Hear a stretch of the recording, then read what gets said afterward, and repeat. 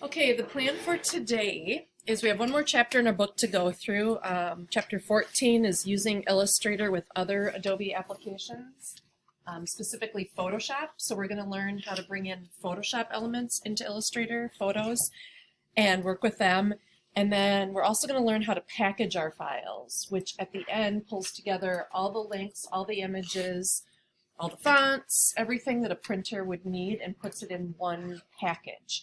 So once we learn how to do this, that's going to be the way that I'm going to have you submit the label project. If you've already uploaded it, you'll just have to package it and upload it again. It's not due till the end of class. And it's also going to be the way that I'm going to have you submit the final project, the house. I'm going to have you package it. So you might not have any fonts or a lot to package, but we're going to learn the process of packaging everything together for output.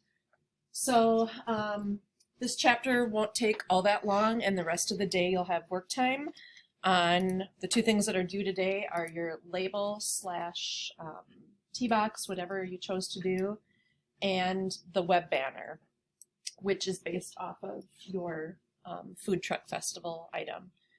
And then next week at 9:30, we're going to do peer reviews on your house project in whatever state it's in. Considering that it's due in a couple hours after that, and it's what I consider to be a multi-hour project, I assume and hope you've started, or will have by then. So when we look at them at 9:30 and do peer reviews, we're going to go through the rubric, make sure you have everything there, see if there's areas that you could add to or improve, and those are going to be due by noon as well. Also remember, if you want to sign up to bring something to eat or drink, or napkins or paper plates or something like that for Monday and Tuesday, there's a sheet up front. Okay? So we are going to start in chapter 14. Let me share the screen here real quickly.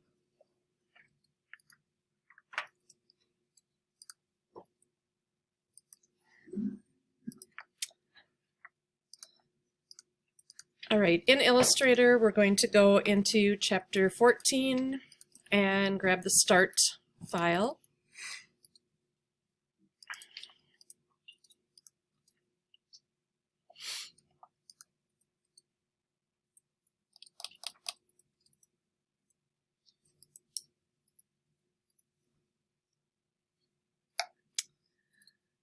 All right, let's make sure that our workspace is on Essentials, that we're not in some other workspace that we might have been in the last week or two. And then do a fit in the screen. And you can see that we have something kind of weird like a gradient off the artboard on the left, and then we have a gray box within our artboard. All right, let's do File Save As and call this your name and then green aisle.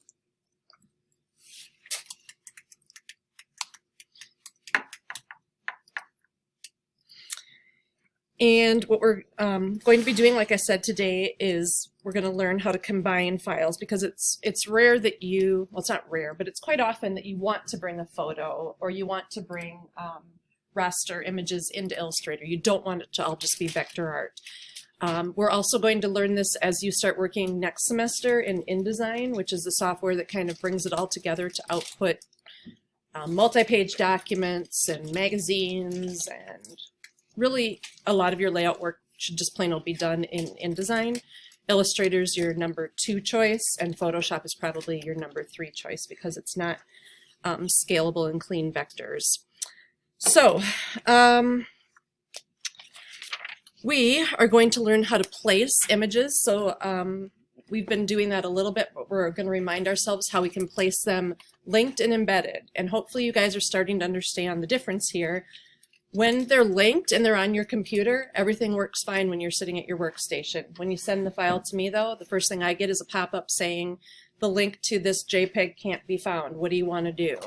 And I just have to hit ignore, because there's no way for me to get it.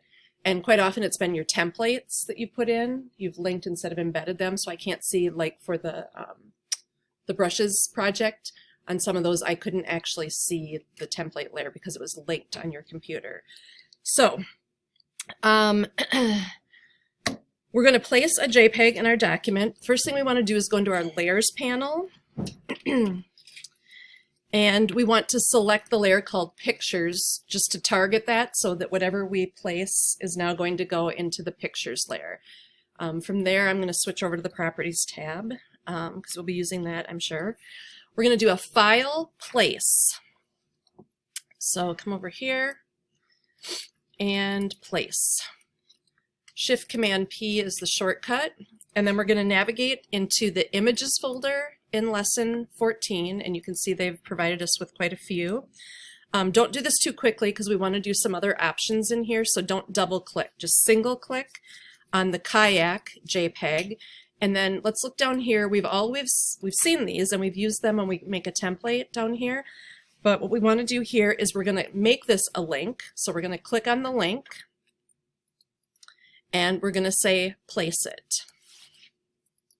Notice it comes in your cursor as a loaded image and it's ready to go. We're going to move this loaded cursor graphic up to the upper left corner of our document, and we're going to click once. By clicking once, it places it at full size. Whatever that image is that we brought in, it's going to be placed at that size, not sized how we want it. All right. Look at your Properties tab, and up at the top you should see the word linked file, and it's underlined or got dots. Remember what that means? Whenever you see words that have like that dotted underline? Means what? Yeah, there's more stuff there. So if we click on it, it opens our the links, and right now there's just one of them that we can see here. All right. All right, we can duplicate and transform our placed raster images just as we do other objects in an Illustrator file. But we need to consider the image resolution. So if this is a high-res photo, 300 dpi, and the physical size is about 7 by 5 inches the way it looks or something like that, we can always make it smaller, right? Because then the pixels just get tighter together. But if we make it larger, the pixels have to spread, and then we start seeing degradation and that pixelation that we don't like. So you have to be aware of that. Let's make sure that our smart guides are turned on before we do this next step. So under View,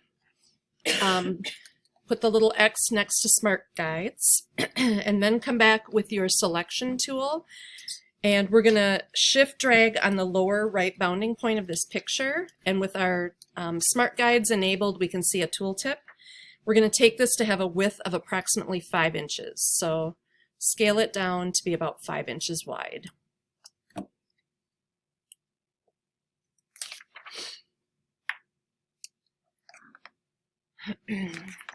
Again, back in our Properties panel, we're going to click on the linked file, and we can see the name of the file it's linked to. But at the bottom left of this floating panel, there's an arrow or a Show Link button. When you click on that, it expands that window and gives you all the details about the item that you have selected on the screen. So this kayak image, it tells us the name of the file, what kind it is, what color space it's in. Because it's linked, it tells us where it's located and where it's going to have to go to find it. It tells us the resolution and the dimensions, and then also the scale. So it came in at 100% because when we click, that's what it does. But by taking it down to 5 inches, we scaled it to what dimension? I mean, how much did we scale it to? You guys see that right there? Anyone? 62, yeah, 62.7. So that's another way of being able to see details about the images that you have that are linked in your document. All right, hit the escape key just to get that window to go away. And in our Properties panel, up in the Transform section at the top, we're going to flip this image on its horizontal axis so that the people are kayaking into the page, not off of the page. So you can do that as well, just using the flip buttons. Leave the image selected, and let's just save at this point, a Command S.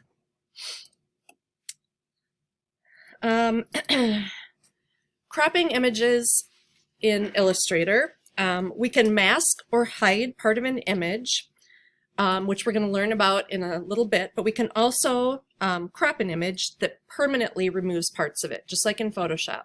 When we crop, we choose to throw away those pixels or keep them, or we use masks and just hides part of the picture that we don't want to see. So we can do the same thing.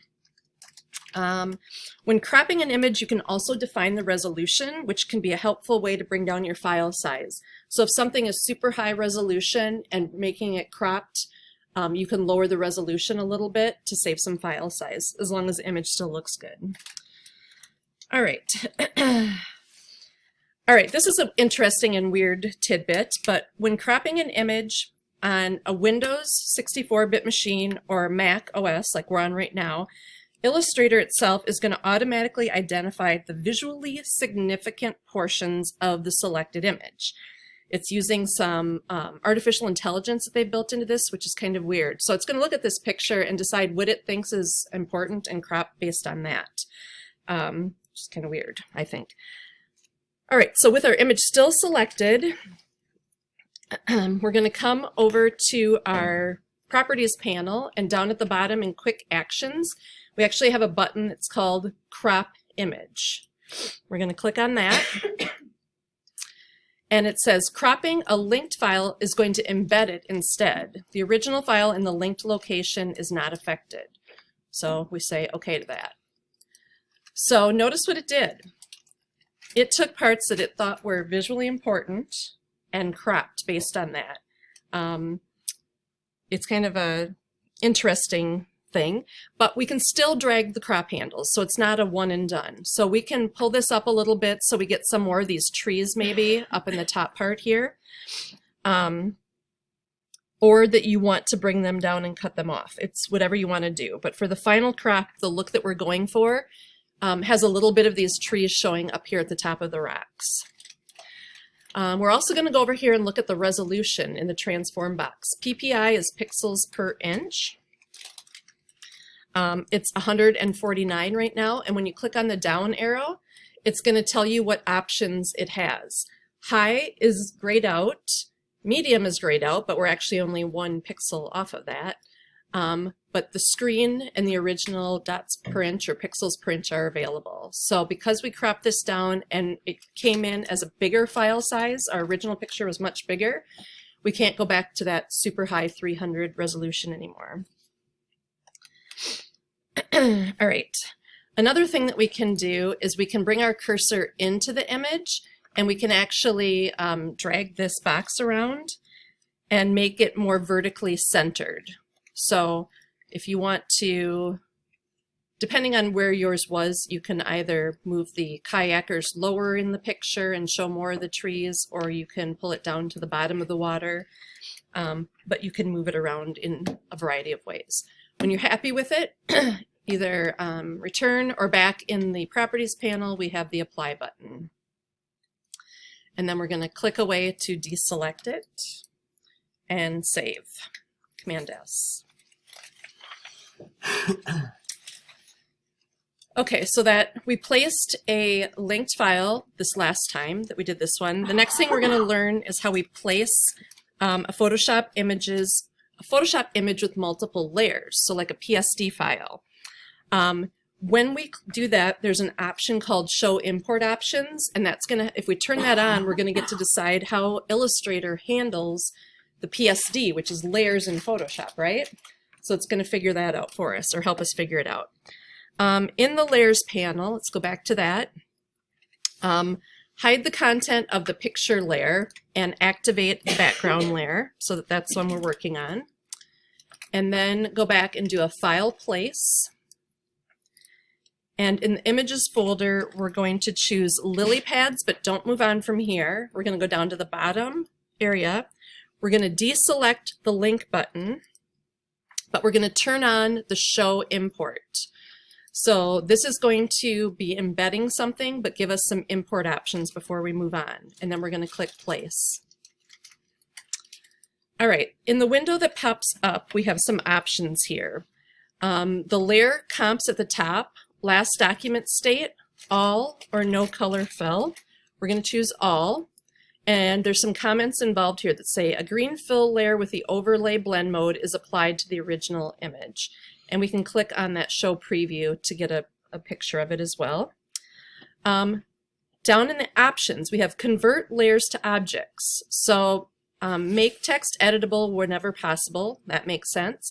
And then any layers in the PSD are going to come in as layers or objects in our Illustrator file. Flatten layers to a single image. You know, if the PSD was perfect as is and you don't care, you could choose that version. It would bring them in as one single image. And then import hidden layers. We're going to turn that on. Sometimes if you made the file yourself and you have certain layers in Photoshop turned off or hidden, you know why you did that. But when you get a file from somebody else, you might not know why they turned off those layers or what it means, and you might choose to bring those in. So that also brings in the hidden layers if you turn that option on. And then just say OK. And again, you have a cursor that's loaded with something and ready to go. We're going to take it to the upper left corner and we're going to click. And then let's go look at our layers panel.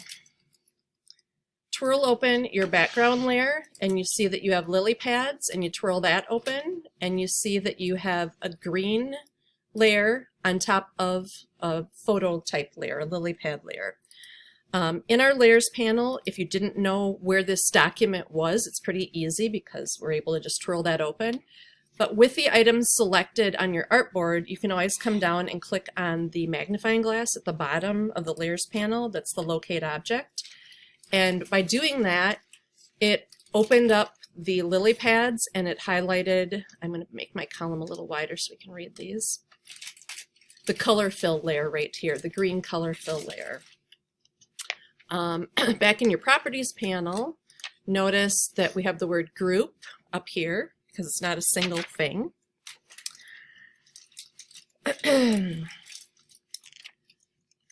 Back in the layers panel, I'm actually going to rip this tab off so I can put it at the bottom of my properties panel and have both of them at the same time.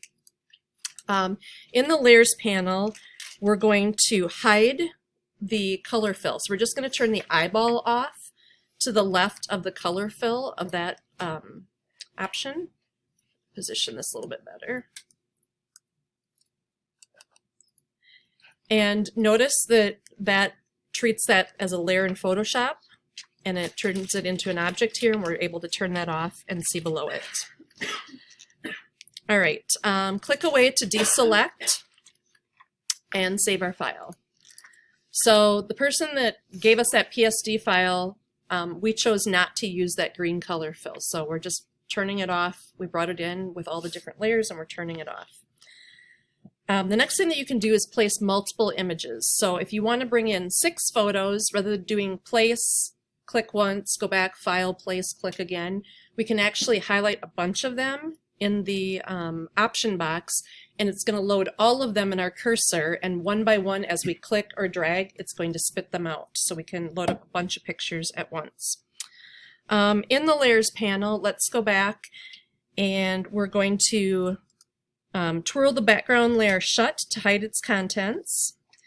And we're going to turn on the visibility column of pictures and text so that we can see everything.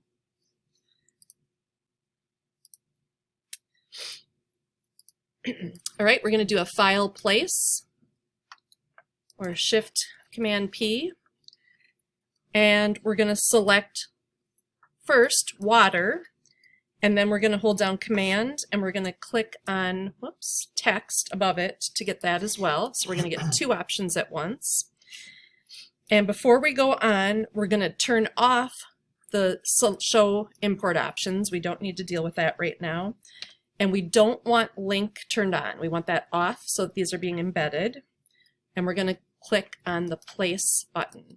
Now notice that our cursor says 1 of 2. That means that 2 different graphics are loaded, and right now the one on the top is this picture, 1 of 2, and when we click, that's the one we're going to place. We can also use the arrows on our keyboard. If I arrowed to the right, I can see there's the 2 of 2 picture. So 1 of 2, 2 of 2.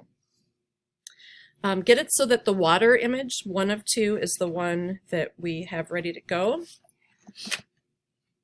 And about halfway down on your artboard on the left side, we're going to click right here, and that's going to place the water image. And you can see it's very big. It goes off to the side of the artboard. Hold down your space bar so you get the hand and kind of move off to the right edge of your artboard over here where your water still is. And again, you still have the loaded graphic. Now it says 1 of 1 and it's the green. If we were to click, it would place it at 100% size, but we're actually going to click and drag to a specific size as we drag out, and it will fill that. So we're going to click and drag it out over here. About that big.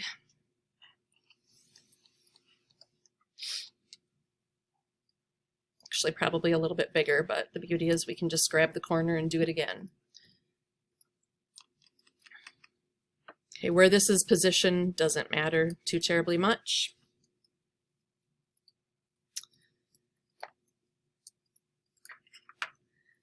Okay, so this image is still selected. It's a green leaf. It's actually called text because we're going to use it to, we're going to clip it inside of our text, but it's this green leaf. We want that still to be selected.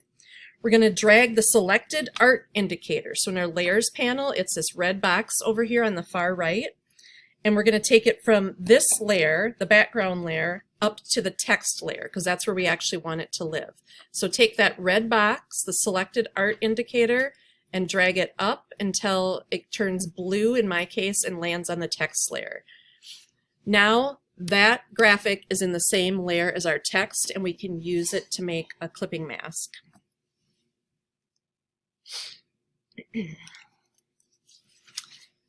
Zoom out a little bit or fit your artboard in the window so that you can see all the different pieces that we're going to be working with. And we're going to do some masking. And we've done this before and we've done it in Photoshop. We're going to take that graphic and mask it into our type. Actually, that's coming next. We're going to do something else first. We are going to select with our selection tool the kayak image. So back up at the top of our artboard, and then we're going to go into our properties panel. I'm just going to move this down here a little bit, and with that image selected, we're going to click on the button that says mask. So right here is the mask button in the properties panel. Now you notice that we have an option. It turned into release mask. We also have some different things going on up at the top right of this properties window. And if you hover over those two icons at the top right, one says edit the clipping path and the other one says edit the contents. So the mask is the shape that it's going to fit into, and you can edit that. And the contents in this case is the picture of the kayakers, and we can edit that as well. All right, down in your layers panel, or wherever that happens to be, click on the locate object button, which is the magnifying glass. And that just identified for you this mask that was made. It really didn't look any different on our artboard. This green outline that we see around the kayaks kind of made us think we were probably still selecting the kayaks. But in fact, I'm going to make this a little wider.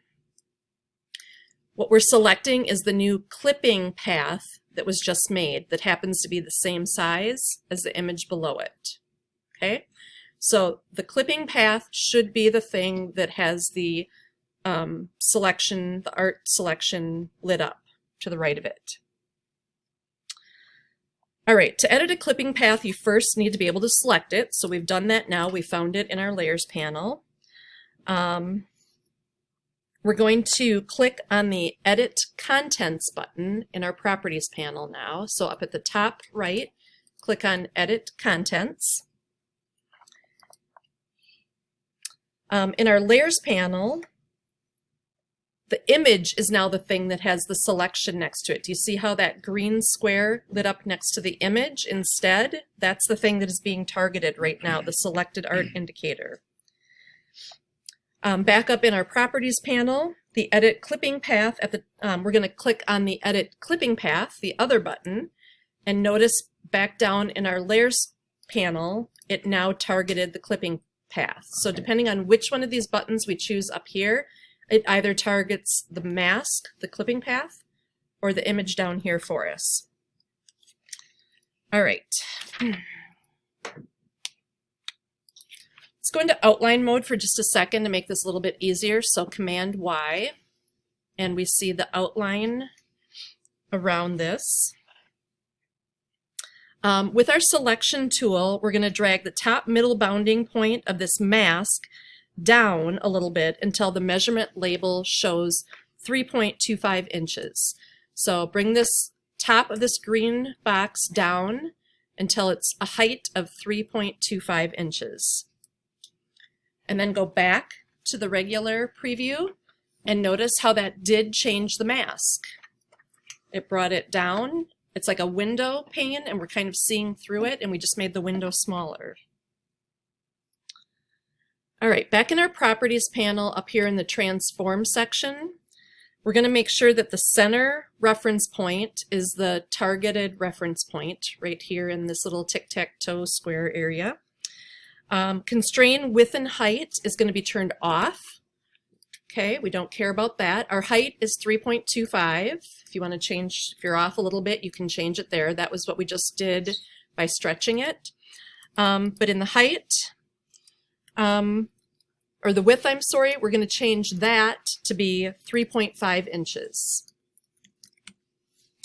And your height should be 3.25 like it was before. So now it looks a little bit more squarish.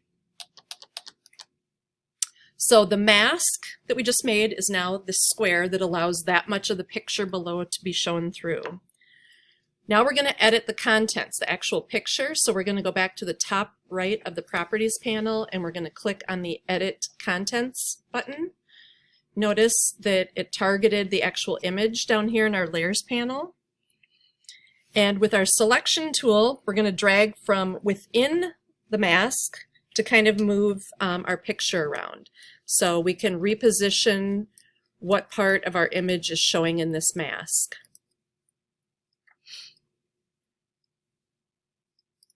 So pull that around somewhere that you want it to be. I'm going to move the kayakers down a little bit underneath the words of Discover. And then click away to deselect it. And then click on the image again and notice what you've selected this time is the entire clipping group. It says so up in the Properties panel, and if you look in your layers, it targeted all of them as one unit, the whole group, the image and the mask. From here, we're going to drag it around on the rectangle below it to kind of position it a little bit more centered so it kind of looks like a Polaroid. So a little bit of space top, left and right, and more space down at the bottom of the image of that white shape below it. Click away to deselect, and then we're going to save our file.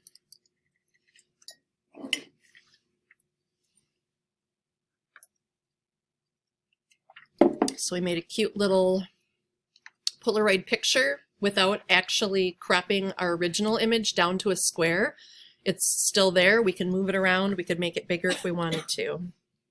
All right, the next step we're going to do is mask text with an image. So the green aisle, those words in black that we have on our artboard, we're going to use that green leaf graphic over here, and we're going to mask with those.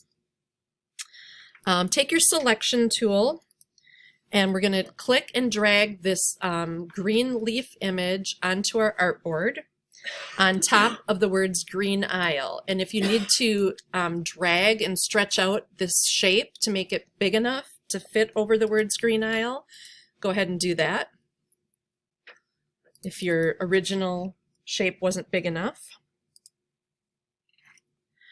And then let's take a look. Why don't we just click on that locate item again in the bottom of our layers panel. And we see that this graphic called text, which is kind of confusing because it's actually the green leaf, is the thing that's being selected. And the words green and aisle are further down in the layer stack. They're underneath it, right?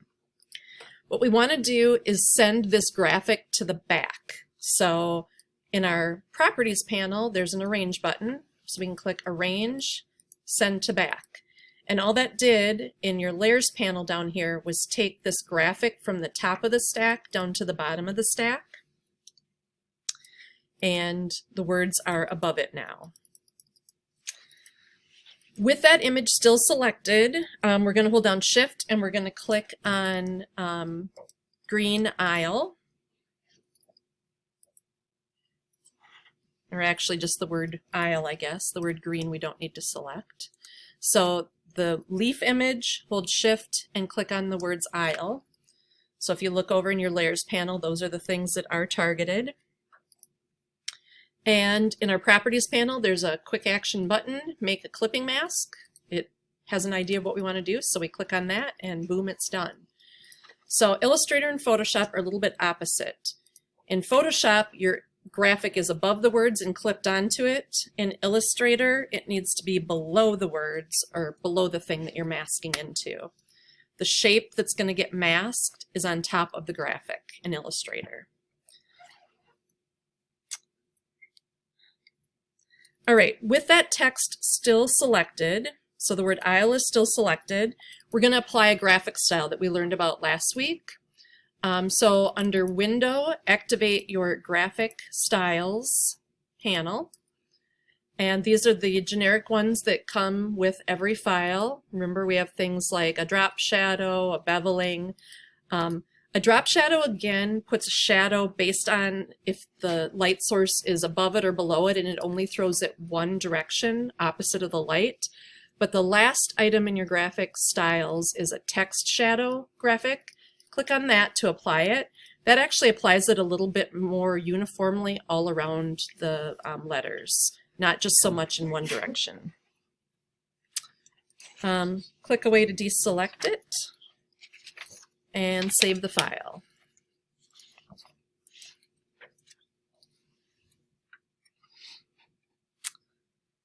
Okay, so that's a regular mask. Another thing that we can do that's pretty cool is we can make an opacity mask.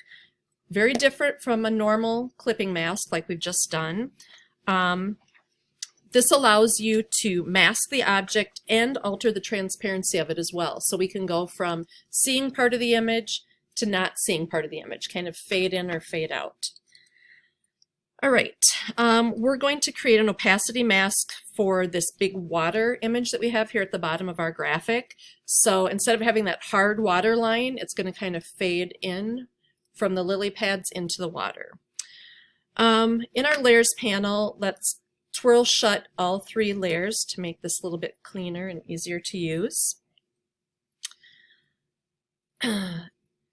Hide the text and picture layers by clicking on the eyeballs, just to get those out of our way. Whoops, whoops, whoops. What did I just do there? Not what I wanted to do. Okay, hide the text and the picture layers.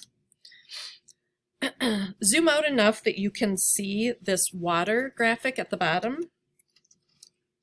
Down here. And then take your selection tool and click on this water image. And we're going to drag it to the center of the artboard and make sure that the bottom of the image is aligned with the bottom of the artboard. So it's not hanging off on the bottom.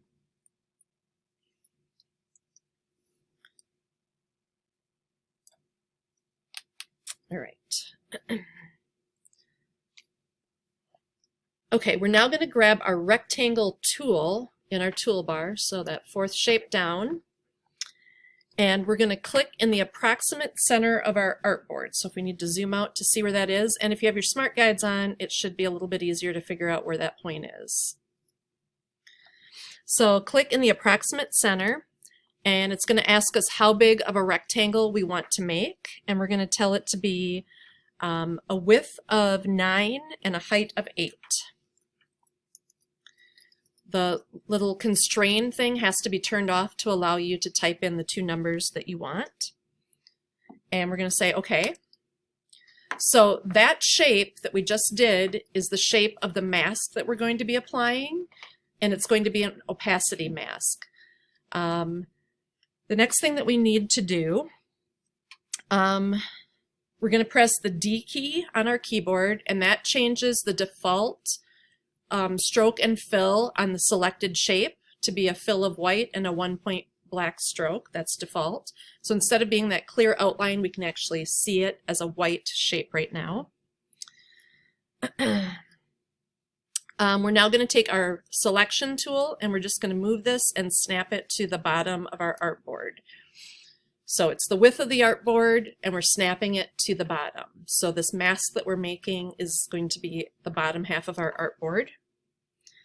And with that selected, we're going to hold down Shift and we're going to grab the image of the water as well. I'm going to just twirl open my layers panel so that we can see that we are targeting this rectangle that we've made, and underneath it an image of water.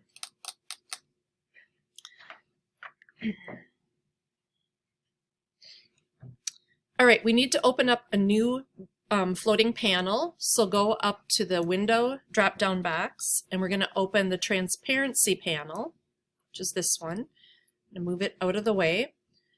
And you can see the two items that we've selected. We can see the blend mode is an option, the opacity is an option, and then make mask is also an option. We're going to click on that and tell it to make a mask. So it turned that square that we just made into a mask, and we can only see the water image below it in the areas that the mask shows through. You can see now that in this floating transparency window, the button that used to say make a mask now says release, so that would be how you could undo it, obviously. Yep.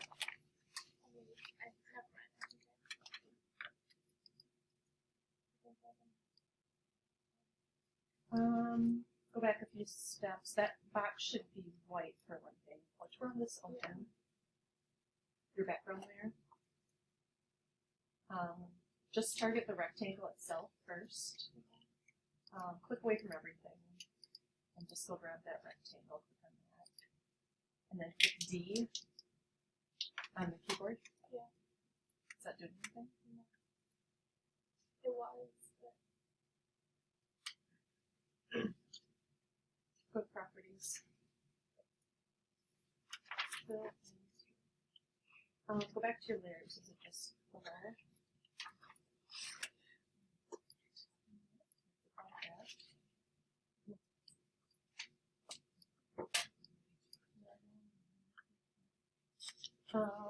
See, mine looks totally different. I have, yeah. Okay, you have a white and it's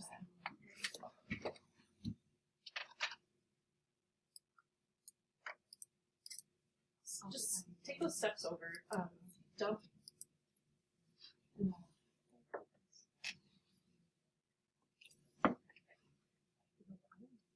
Shift click on the water also to select that. Okay, there we go. And then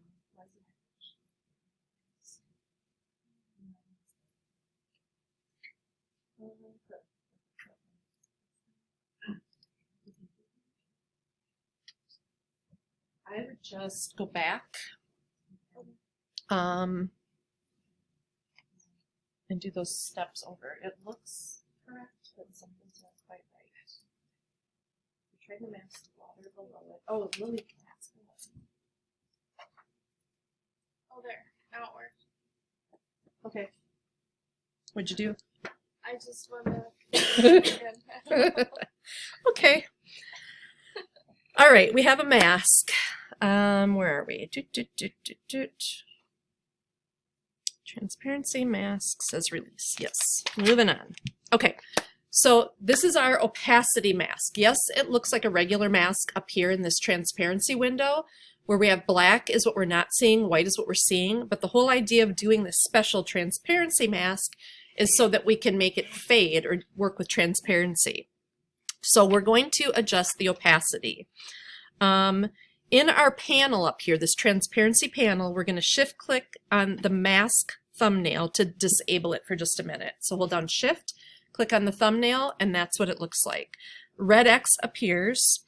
We're going to shift click on it again to show it back. So just like in Photoshop or in other things in Illustrator, if you want to temporarily hide the mask, shift click on the mask itself and you get that red X that takes it away. Now we're going to click to select the mask thumbnail itself. So over here in our transparency panel, we want to get that blue outline around the transparency mask itself, not around the water like it just was. All right, in our layers panel, we're going to twirl open. Notice we have something new now. We have an opacity mask and we're going to twirl it open. We see opacity mask rectangle below it.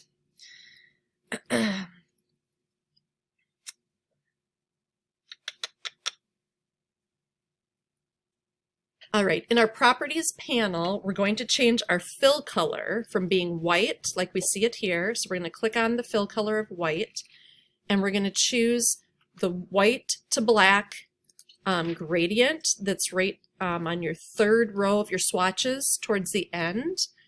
So remember, white to black is not actual colors, it's is it showing or hiding. So because the mask went from white to black, left to right, it's showing it at full force over here on the left, and then it's gradually fading out to being completely masked over here on the left in black. Before we move on to our next step, make sure at the bottom of your toolbar that the fill is the one that's on top, not the stroke. It should be, but let's just confirm that the fill is the one on the top. Then we're going to select our gradient tool. It's about halfway down. We've done this before. And we're going to switch the way our gradient works. So we're going to start at the bottom of our, see right now when I click on the gradient tool, it shows me that from left to right, I have a white, and then halfway through it starts blending to black. We're going to change the direction. We're going to start at the bottom and we're going to pull up. And if you want to hold it straight so it doesn't wobble left and right, you hold down your shift key. So change your gradient to go from the bottom of the page up towards the top. And you can redo it a few times. So it goes gradually fade to white, or fade to whatever's behind it, not even white.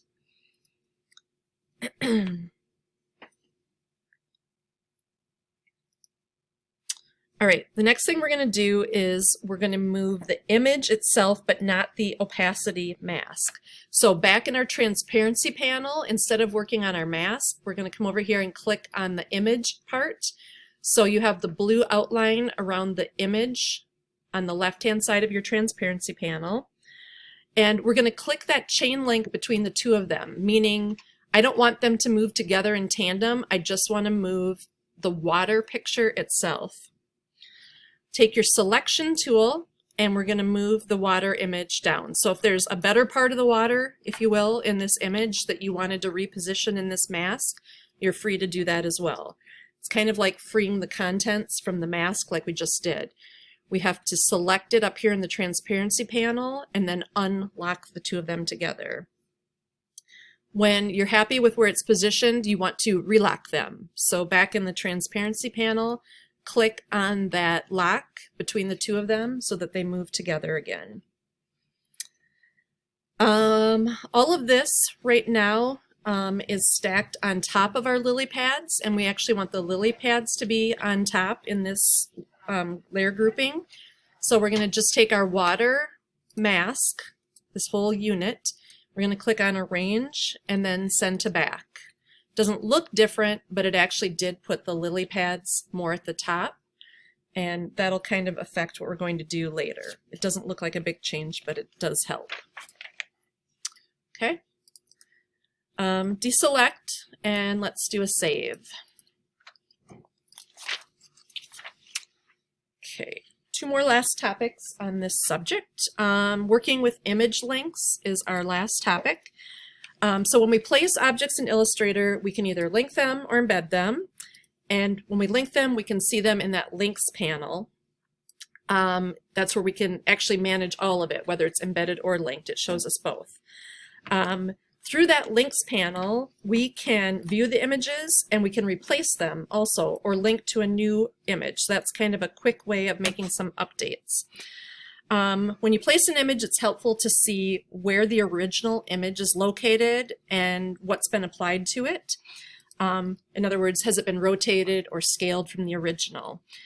In our layers panel, we're going to twirl shut all 3 layers. And we're going to turn the visibility back on of the text and the pictures. And then we're going to go and open up our links panel. So under the window drop down, we're going to choose links. So we saw that before when we had an image selected and we clicked on the links item up at the top of the properties panel. But with nothing selected, if we want to see this, we need to open this floating panel. Pull it down so that you can see everything that you've got going on here. And in this panel, we're going to select the kayak image. And that arrow at the lower left of this panel, we're going to twirl it open. And we're going to see that it's an embedded image right now. It also has the embed icon to the right of it. Also in these icons, in the same row where you twirled open that triangle at the bottom of the panel, we see some other icons. We have Relink from our Creative Cloud libraries, we have Relink, and we have Go to Link. We're going to click on that, Go to Link.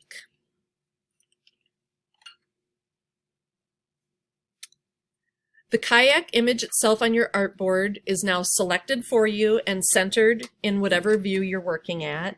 So if you ever want to find something, this is kind of like using that little locate magnifying glass also. So Go to Link, and this button brings it up for you on your actual page or artboard. Click away to deselect. And we're going to look at what if you embedded an image and you wish you didn't, you want it to be linked, or vice versa. You linked an image and want it to be embedded. You can do that, which is helpful. Fit your entire artboard in the window, Command 0. And let's click on the water image towards the bottom of our artboard here.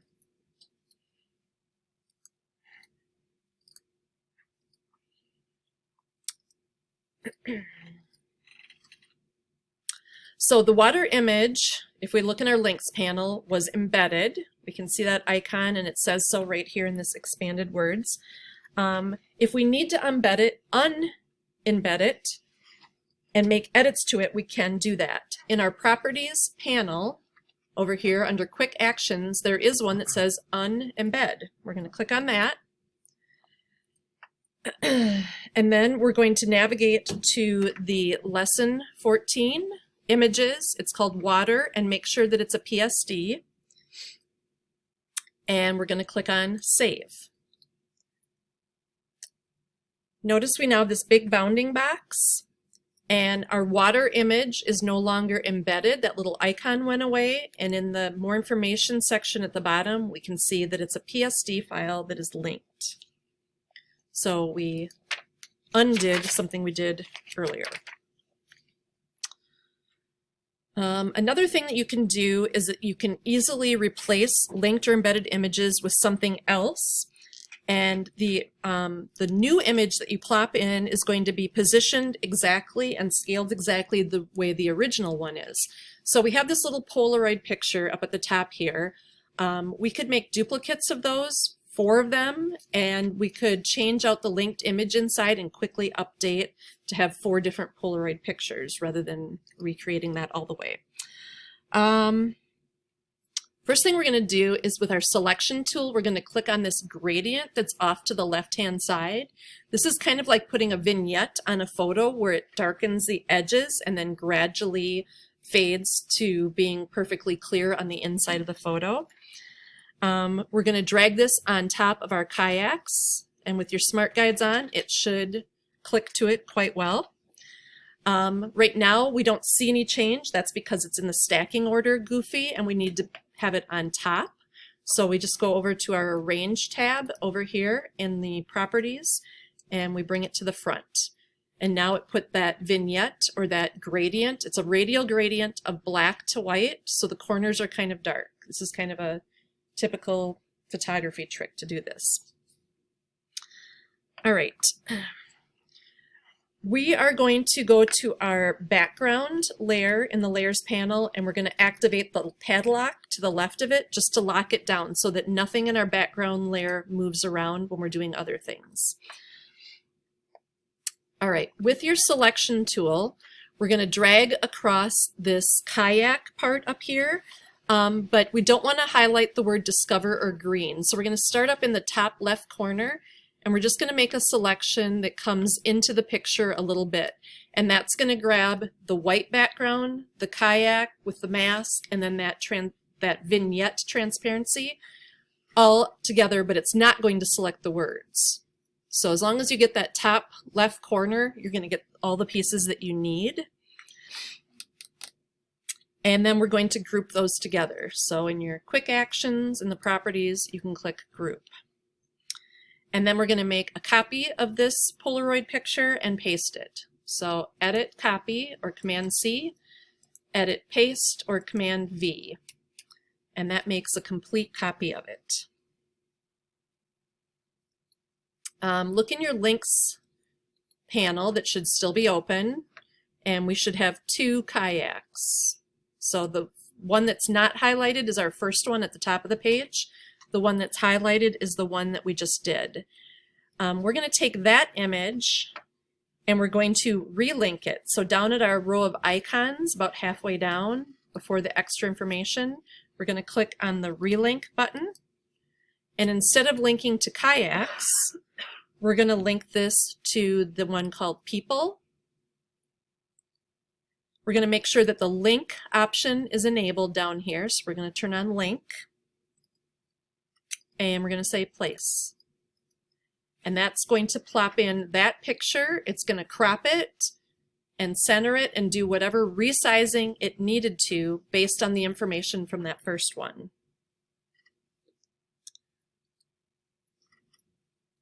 We're going to take our move tool and we're just going to move this new Polaroid into position, and then we're also going to hover over one of the corners until we get that rounded arrow, and we're going to kind of twist them a little so that they look a little bit more organic or like pictures that were just plopped down on this.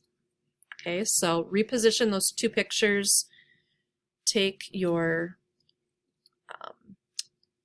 cursor off the top corner till you get the rounded arrows and kind of twist them. And then we're going to save. So if we were happy with this, and this was the file that we wanted to send to someone, how many embedded images are we using? Or better yet, how many linked images are we using right now? If you look at your links panel, how many of those graphics are linked and not embedded?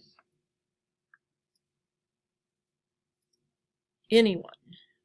Bueller. How many? Two. Two. The people, because there's no embed over here, and the water, there's no embed. Okay?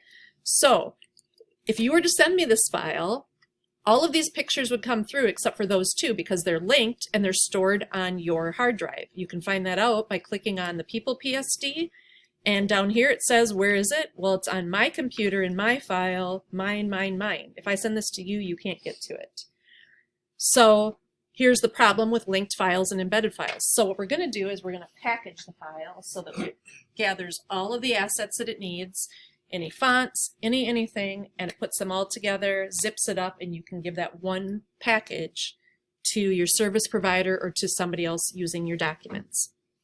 So final step, and this is an important one that you're going to have to practice from now on, is under the word File, we're going to find Package about 3/4 of the way down. And we have some options here. It says, okay, where do you want this to go? We're going to go into our Lesson 14 folder. That's fine, the location.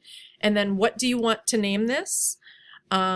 It automatically appends this with an underscore and then the word folder, which maybe you like, maybe you don't. You can take out those words folder if you don't want them there. If you just want it to be called your name, Green Isle. And then in the options, we're going to leave them as the defaults, but let's look at what they are. Copy the links, collect them in a separate folder, relink linked files to the document, copy the fonts, except for Adobe fonts, because somebody with those can have access to them, and create a report. This is a printout that the printer or your service provider can look at and see what it's all about. And then we're going to click on Package. And it kind of gives you some warnings about copyright. Just because you own a font doesn't mean that it can go anywhere and everywhere. But because you're packaging this for the purpose of giving it to a commercial printer to use one time, it's legal. You're not giving them that font or whatever. So it's just the warning. You can turn that off if you're tired of seeing it, but it is the warning that pops up. So say okay to that. It says it was created successfully. To view it, press Show Package. So here is the subfolder it made for me, which is sometimes helpful when it keeps that underscore folder. But we can see that we have the Illustrator file, we have the links, so there's the links to the 2 pictures that weren't embedded, and we have a report. And I'm just going to click on that and show it to you quickly. It's a text file. So here's what it says: the name of it, the color mode, the color profile that was generated with it, the artboard dimensions, missing fonts, none, that's good. Protected fonts that were not packaged are the Adobe fonts, that's fine. Nothing's embedded, and then the linked images are these 2, and they're included, they're packaged up. So you would then, let's see here. This is in Desktop, Illustrator, 14. Brenda Green Isle is the folder. You would zip that or condense it so that you can send it as one attachment, not as a folder. To do that, you right-click on the folder and say Compress Brenda Green Isle. And there it is, brendagreenisle.zip. It's got a little zip next to it. And that is the one thing that you upload to Blackboard and or send out to your people that you're working with. And they have everything they need. Smooth, right? So what I need you guys to do from now on, not your web banner, because that's a different format, that's fine. But your labeling project that's due at the end of class today must be packaged and zipped, and that's the one thing you upload to Blackboard. That way I have your fonts, your images, there'll be no worries, okay? Plus your printouts. Your house project due at the end of class next week also needs to be packaged, okay? I don't think there's going to be fonts, but probably the graphic that you use, if you use it as a template, it's going to be fine, but if you don't, it's going to be an issue. But I want you to get into the habit of packaging files. This also works in InDesign. So next semester, when you make a magazine, think of all the graphics you're going to have and all the fonts and all the everything. When you package that and send it off to a commercial printer, they have everything they need, and you didn't have to think about it. You didn't have to go into the fonts and pull them into a folder. It just happened for you. So it's pretty helpful. All right, any questions on where we sit with what's due and how we finish this year? Okay, awesome. So package your project due today. I'm going to go back into Blackboard and update that now so that it's clear. If you've already uploaded to there, do this packaging and upload it again, and I'll see it as a second submission.